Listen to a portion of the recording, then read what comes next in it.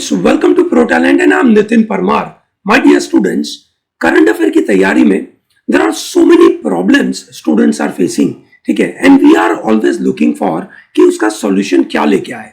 Every year we are bringing some new innovation with respect to the learning for this current affair module. So this current affair module for CLAT this year we are bringing one of the very unique part. ठीक है, अगर आपको ऐसा लगता है कि current affair मेरे लिए बहुत टफ है, I am putting lot of efforts, मैं बहुत मेहनत करता हूं, but some or the other way I am not scoring well, ठीक है, तो दोस्तों the problem is not the efforts you are putting in, the problem is not कि आप उसके पीछे समय लगा रहे हो, प्रॉब्लम वो नहीं है. प्रॉब्लम है उसके अप्रोच का, प्रॉब्लम है उसकी मेथड का, उसकी स्ट्रेटेजी का. So let me give you a new method और a strategy to improve your capability with respect to current affair. Current affair को अच्छे से करना है, दैट मीन्स अच्छे से करने का मतलब क्या? अच्छे से करने का मतलब कि what ever I learn in current affair, ठीक है, मेरी स्कोरिंग एबिलिटी इंप्रूव हो जाए. यस और no? Do you agree with this? ठीक है, अगर आप अग्री करते तो कमेंट बॉक्स में बताइए yes sir, I agree that if I put efforts in my current affair, ठीक है, my scoring ability improves in the examination. ठीक है, सो दोस्तों अगर आपको आपकी स्कोरिंग एबिलिटी इंप्रूव करनी है तो सबसे पहला मुद्दा है ना, सबसे पहला तरीका is self development for current affair. Now what do you mean by self development in current affair? Self development का मतलब है कि what I read, ठीक है, which means I read, I understand, ठीक है, I remember. It is not like कि someone else is preparing content for me, ठीक है, I simply pick up those content and मैं उसको रट्टा मार लूं और मेरा काम हो जाएगा. ना जी भैया, it is not possible. So सबसे पहला पॉइंट क्या होगा? You read right kind of news, ठीक है, क्या पढ़ेंगे आप अखबार में से? So you read it from newspaper. So in this modules जो मैं आपके सामने प्रेजेंट करूंगा, ठीक है, my aim is to provide you this module 3 times a week, ठीक है, हफ्ते में 3 बार मैं आपके सामने लेकर आऊंगा, so that I can give you enough sense of direction कि ये करंट अफेयर को कैसे आगे बढ़ाए. सेल्फ डेवलपमेंट का मेरा मतलब क्या है?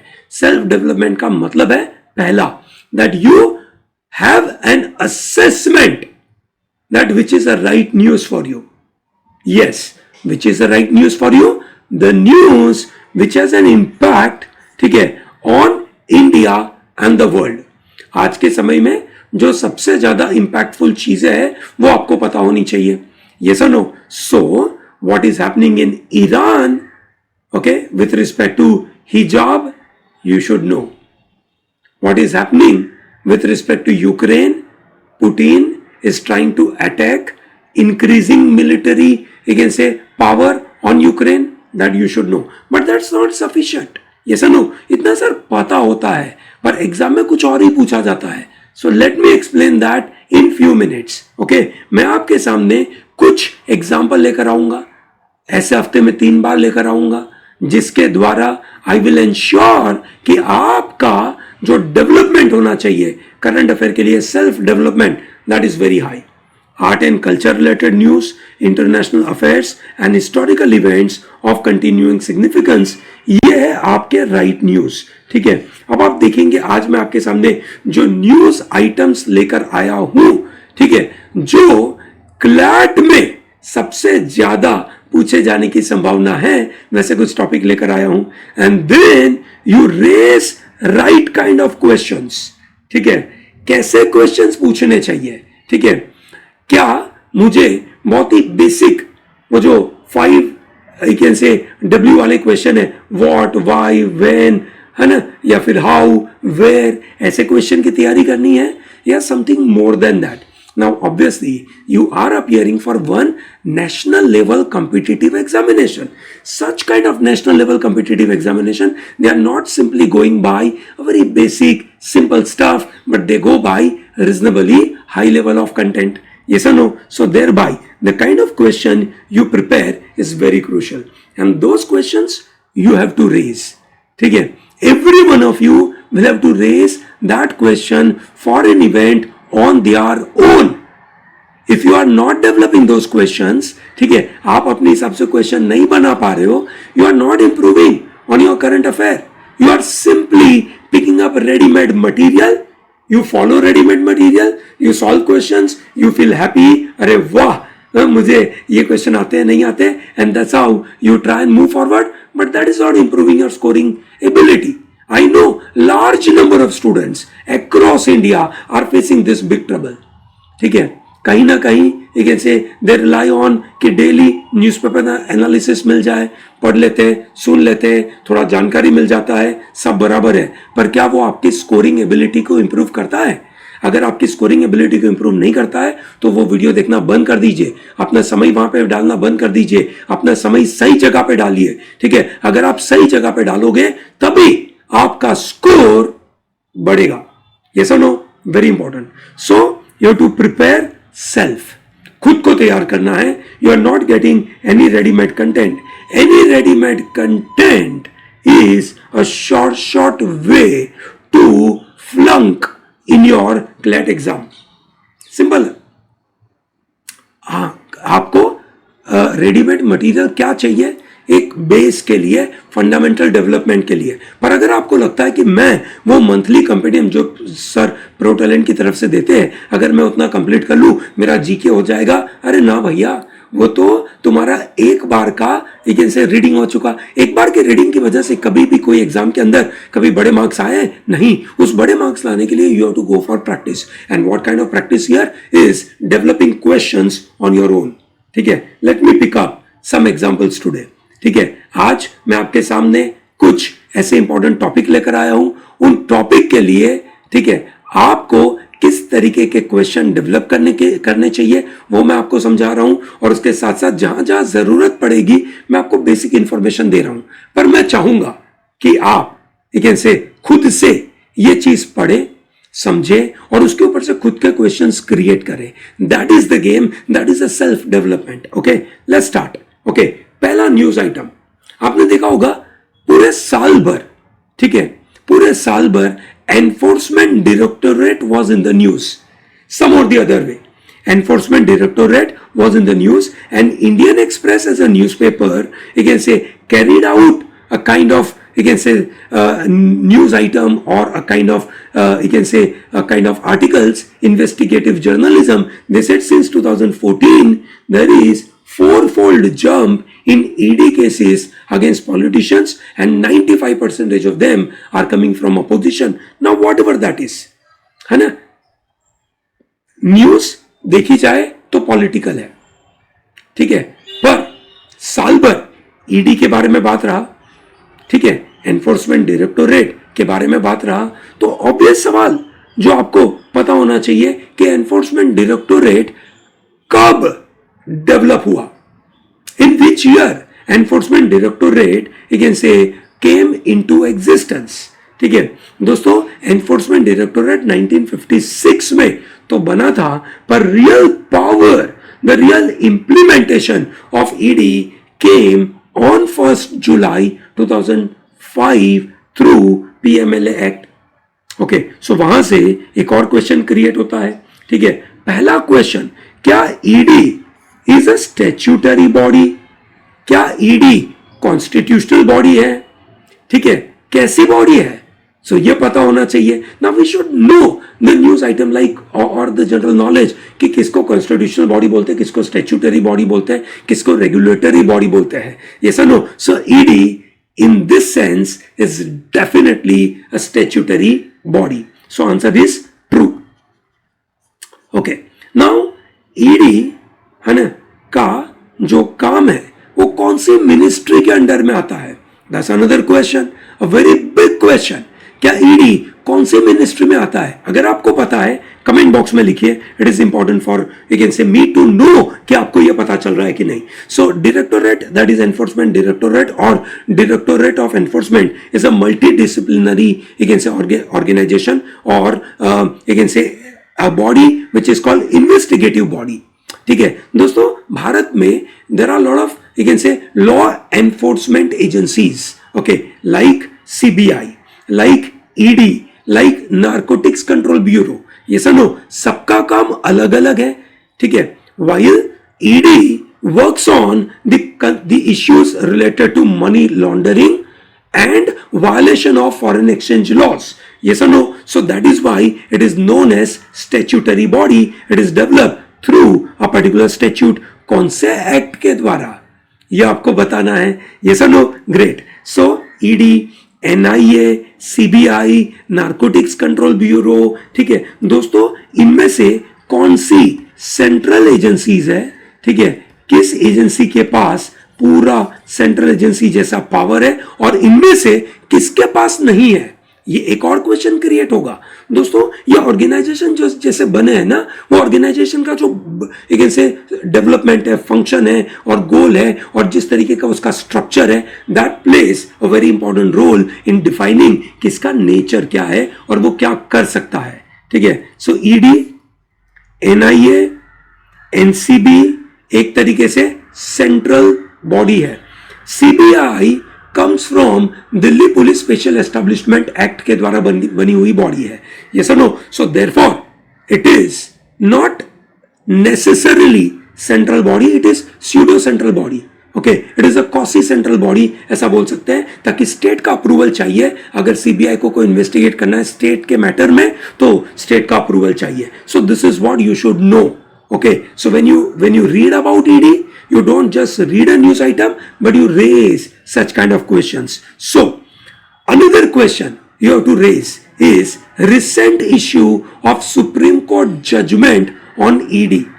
क्या ED के पास जो पावर है उसके बारे में जो सुप्रीम कोर्ट में केस हुआ, आपको पता होना चाहिए कौन सा केस हुआ. ठीक है, which case am I talking about? Please mention that in the comment box. दोस्तों, मैं इस सेशन में आपको बहुत डिटेल में हर एक चीज थोड़ी बताने वाला हूं. यहां पे मैं आपका सेल्फ डेवलपमेंट कराने की कोशिश कर रहा हूं. मैं आपके लिए क्रिटिकल थिंकिंग डेवलप कराने की कोशिश कर रहा हूं और मैं आपके सामने ऐसे इश्यूज, ऐसे क्वेश्चंस रेस करूंगा ताकि आप खुद इस तरीके के क्वेश्चंस की नोट्स बना सके और अच्छी तरीके से अपने पढ़ाई को आगे बढ़ा सके. ठीक है. सो दोस्तों, सुप्रीम कोर्ट ने पीएमएलए एक्ट के अंदर जो इन्फोर्समेंट डायरेक्टोरेट को जो स्वीपिंग पावर थी उसके बारे में क्या कहा, and which case we are talking about, that you should know, you should put that into comment box as well. ठीक है. Okay, I think this is pretty clear to everyone. सबको समझ में आया? Very good. ठीक है दोस्तों, ED के अलावा है ना, ईडी में कौन कौन से लॉ लगते हैं, that is what you should know. Okay, so ED के लॉस को अच्छे से समझना है. So please visit protalentdigital.com, protalentdigital.com, और वहां पे आपको एक ब्लॉग दिखेगा. उस ब्लॉग पे क्लिक करिए and we are putting everyday current affair module. और जो 21 सितंबर का जो करंट अफेयर का एक हमने मॉड्यूल डाला है उसके अंदर हमने ईडी कौन से लॉ के द्वारा बन के आया है पूरा एक्सप्लेन किया है आपको.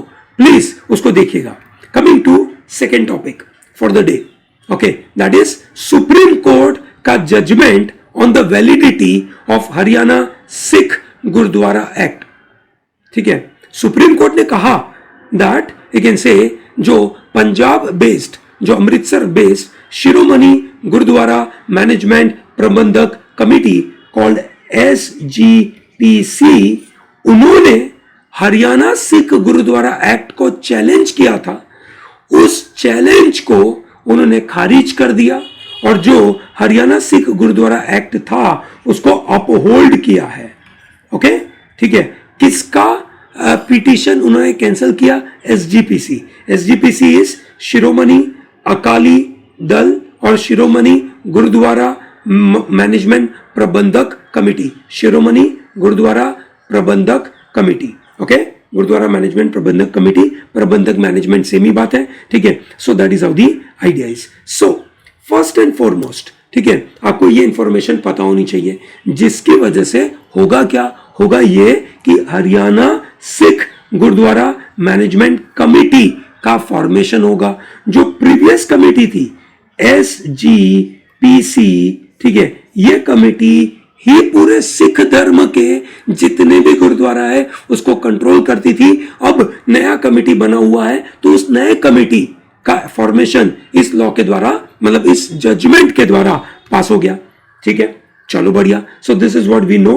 बराबर है. Now you should know what is this Haryana Sikh Gurudwara Management Act 2014. That you should know. That is number one.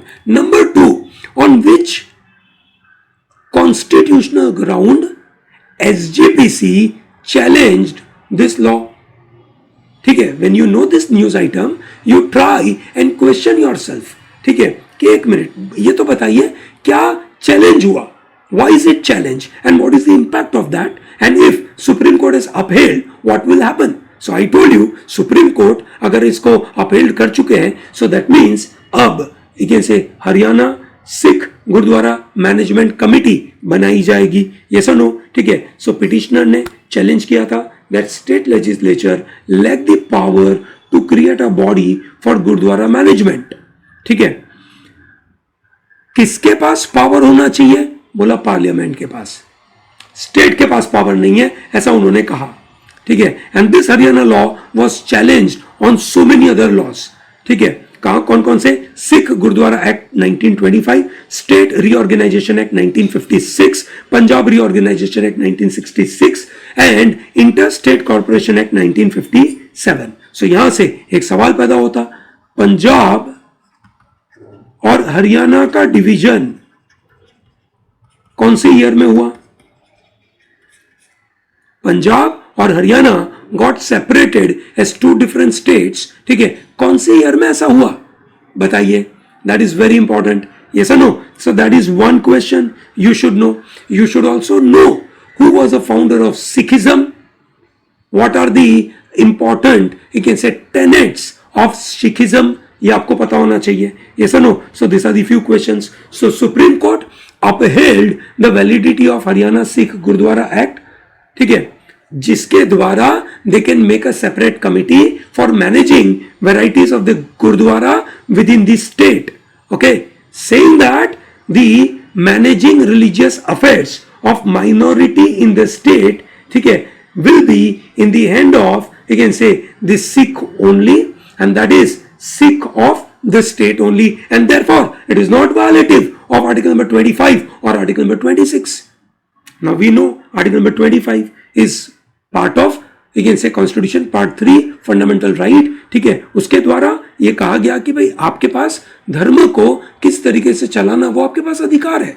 ये समझो. ठीक है. आपके पास फ्रीडम ऑफ कॉन्साइंस है, freedom to practise propagate and profess religion है आर्टिकल नंबर 25, और article number 26 में state will not interfere in the religious affairs. ठीक है. Of the religious organisations. ठीक है. सो उन्होंने एसजीपीसी ने इस बात के ऊपर चैलेंज किया था कि ये आर्टिकल नंबर 25 और 26 के द्वारा, ठीक है, 26 को वायलेट करता है, and the intention of this law is dividing Sikh community. ठीक है. Petitioner challenge that this is violative of fundamental right and it is also dividing Sikh community, ये उन्होंने बोला. ये सुनो. ठीक है. सो आर्टिकल नंबर 25 हमने बात करी, it's a freedom of conscience and right to freely practise profess and propagate religion. ठीक है दोस्तों, यहां पे ये ध्यान रखना चाहिए कि ये article number 25 plays a very crucial role. I am sure आप सब लोगों ने आर्टिकल नंबर 25 अच्छे से सीखा होगा. अगर नहीं सीखा हो, प्लीज आर्टिकल नंबर 25 के रिलेटेड प्रो टैलेंट का वीडियो देख लीजिएगा. That is very crucial. आप बिल्कुल सर्च करिए article number 25 and it will be available. दोस्तों, इसके कुछ रिस्ट्रिक्शंस भी है. Okay. Rights are subjected to certain restrictions. कौन सा रिस्ट्रिक्शन है? Public order, health, morality and few other provisions related to fundamental rights. Yes or no? So that is the restriction. Similarly, state is permitted to regulate or restrict any economic, financial, political or other secular activity associated with the religious practice. So अगर कोई secular activity है, ठीक है, कोई economic activity है, अगर उसके ऊपर restriction लगाना चाहे, so they can do that. Okay? That is really possible. ठीक है. तो ये भी आपने सीखा होगा. That is what you should remember. And article number 26 is any religious denomination, ठीक है, have their own right to you can say form and maintain institution of their own. They can manage the religious activities on their own. So these are the kind of you can say knowledge you should possess. Okay. So whenever you talk about Haryana Gurudwara Act, you should no article 25, 26, ठीक है, constitution के ये मुद्दों को affect किया, और उसके बाद सिख धर्म के बारे में आपको जानकारी होना चाहिए, ठीक है, ये लॉ से क्या कंक्लूजन देता है, एंड मोर इंपॉर्टेंटली पंजाब और सिख का डिवीजन कब हुआ, ठीक है। फिर आता है इंडियन न्यूट्रिशन रेटिंग, बड़ा न्यूज आया, ठीक है, nutrition rating stars set to appear soon on the food pack labels, that is FSSAI ने अपना एक ड्राफ्ट रिपोर्ट सबमिट किया है, and there will be star rating which will come, okay. So you should know what is the star rating, okay, what is this star rating and what is this FSSAI, okay, what do? They do the food safety work, they also create standards for food safety. So what is the meaning of food safety? Okay, this is a regulatory body, note किया जाए, this is a regulatory body, okay, ठीक है। हमने अभी थोड़ी देर पहले देखा था बॉडी कैसी होती है, या तो स्टैट्यूटरी, कॉन्स्टिट्यूशनल, रेगुलेटरी बॉडी है, फूड रिलेटेड ये रेगुलेटरी बॉडी है, ये सुनो। सो INR सिस्टम जो होगी, इंडियन न्यूट्रिशन रेटिंग जो सिस्टम होगी, that will have a overall nutrition profile of the packaged food, starting from half star rating to 5 star rating. 5 star is the healthiest, half star is the least healthy, ठीक है, ताकि हमारी human need के लिए जो nutrient के बारे में बात हो रही है वो वहां पे आएगा। So what you should no is what is Indian nutrition rating, how Indian nutrition rating will help in discouraging people from consuming food which is high in sugar, salt and fat, okay, and that is what you should be knowing, ठीक है। which are the exempted product from INR की rating में से कौन से exempted product है, ये रहे आपके exempted प्रोडक्ट, ओके। अच्छे से देखिएगा दोस्तों, बड़ी महत्वपूर्ण चीज मैं आपके लिए लेकर आया हूं, that you should know, okay, and don't just you can say pick up this items, read it from the newspaper, है ना। So that is very important. फिर आता है नेपाल का citizenship bill which is in controversy, ठीक है, और नेपाल के president Vidya Devi Bhandari, the female president, she refused to ratify the citizenship bill. So what is the main issue? Vidya Devi Bhandari ने, ठीक है, आज यू कैन से थर्सडे है, ट्यूसडे को उन्होंने रिफ्यूज कर दिया था, ठीक है। भले ये बिल हाउस ऑफ पार्लियामेंट ने 2 बार पास किया, ठीक है, with in the mandatory deadline, ठीक है, पर उन्होंने उसको रेटिफाई करने से मना कर दिया। ये सुनो, क्यों मना कर दिया ये समझना बहुत जरूरी है। ये जो बिल है वो citizenship based on marital ground दे रहा है, ठीक है, and it also ensures non voting citizens to non resident Nepalis living in non SAARC countries, ठीक है, उनको भी कोई तरीके के अधिकार देने के बारे में बात कर रहा है। So you should know what is this citizenship bill, that is what you should know. So what exactly is the bill all about, what are the controversies, you will make a note on it, ठीक है, put that into comment box. मेरे साथ पढ़ाई करनी है, अच्छे से comment box में लिखिए, ठीक है, और क्यों विद्या देवी भंडारी जी ने उसको रिफ्यूज किया, ठीक है, और इंडिया का नेपाल के साथ कितना बड़ा बॉर्डर है ये पता होना चाहिए। नेपाल का एक ऐसे कैपिटल क्या है, नेपाल की करेंसी क्या है, ठीक है, नेपाल का कॉन्स्टिट्यूशन कब बना, ठीक है, okay. So Nepal has transition from monarchy to democracy, ठीक है, मोनार्की 2006 में पूरी खत्म हो गई, ठीक है, उसके बाद 2008 में इलेक्शन हुए, माओइस्ट गवर्नमेंट आई, बराबर है, ठीक है, 2008 से लेकर 2015 तक कहीं ना कहीं प्रॉब्लम हुआ, बट फाइनली 2015 सितंबर 20 नोट किया जाए, ठीक है, constitution was adopted in Nepal, very important date, Nepal का कॉन्स्टिट्यूशन बना सितंबर 20, 2015। All Nepali citizens born before this date, ठीक है, got the citizenship, ठीक है, and their children, ठीक है, remained without citizenship, ठीक है।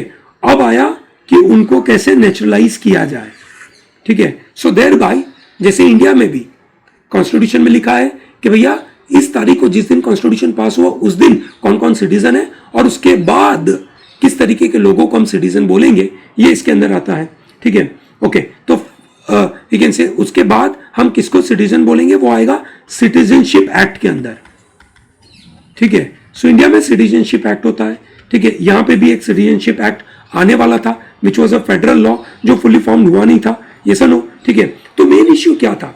द मेन क्रिटिसिज्म इज, ठीक है, कि जो उन्होंने पैरामीटर लगाए हैं सिटीजनशिप देने के, वो जेंडर जस्टिस को फॉलो नहीं करते हैं।